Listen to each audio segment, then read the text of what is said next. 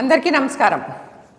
పవన్ కళ్యాణ్ గారి చొరవతో TDP, Janasena, BJP కూటమిగా ఏర్పడి నాటి నుండి నేను చూస్తున్నాను. అలాగే కూటమి ప్రభుత్వం ఏర్పడి ఇంకా 2 ఏళ్లు కూడా పూర్తి కాకుండానే కాపుల్లో ఎమోషన్ రెచ్చగొట్టడానికి కొంతమంది నానా రకాల ప్రయత్నాలు చేస్తున్నారు. అందుకే ఈ సోకాల్డ్ కాపు నాయకుల వల్ల కాపు కులం ఎంత నష్టపోతుందో మీ అందరికీ చెప్పడానికి ఈ వీడియో చేస్తున్నాను. మిగతా కులాల్లో కట్టుబాటు ఉంటుంది, కానీ కాపుల్లో అది లేదు.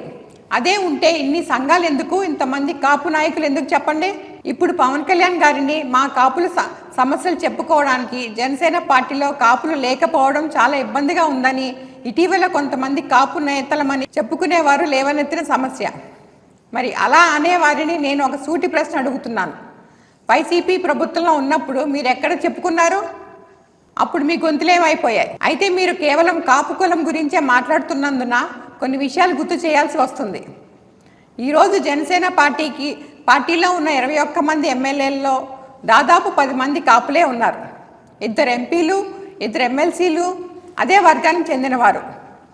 అంతేకాదు, పవన్ కళ్యాణ్ గారి నిర్ణయాల వల్ల ఎన్నో సాధారణ కుటుంబాల నుంచి వచ్చిన కాపు యువకులు కార్పొరేషన్ చైర్మన్లుగా, డైరెక్టర్లుగా మరియు ఇతర నామినేటెడ్ పదవులు కూడా పొందారు. వేలాది మందికి రాజకీయంగా ఎదిగే అవకాశాలు లభించాయి.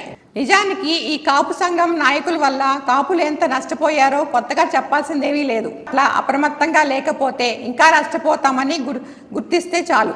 పోరాటాలు చేస్తున్నట్లు కనిపిస్తారు. ఎప్పుడు ఆపేస్తారో, ఎలా ఆపుతారో కూడా తెలీదు. కాపుల్లో ఐక్యత లేదని నిరూపించేసి పక్కకు తప్పుకుంటారు. ఎవరు చూసినా ఇదే తంతు. ఇంకా ఎన్నాళ్ళీ మోసం, దగ. ఈ వాస్తవాలు సగటు కాపులు గ్రహించి విషయాలను అర్థం చేసుకోవాలని బాధ్యతతో చెబుతున్నాను. దయచేసి ఎవరి మౌత్ పిన్గా మారకండి. కలతలు సృష్టిస్తున్న సో కాల్డ్ కాపు నాయకులను హెచ్చరిస్తున్నాను. నమస్కారం.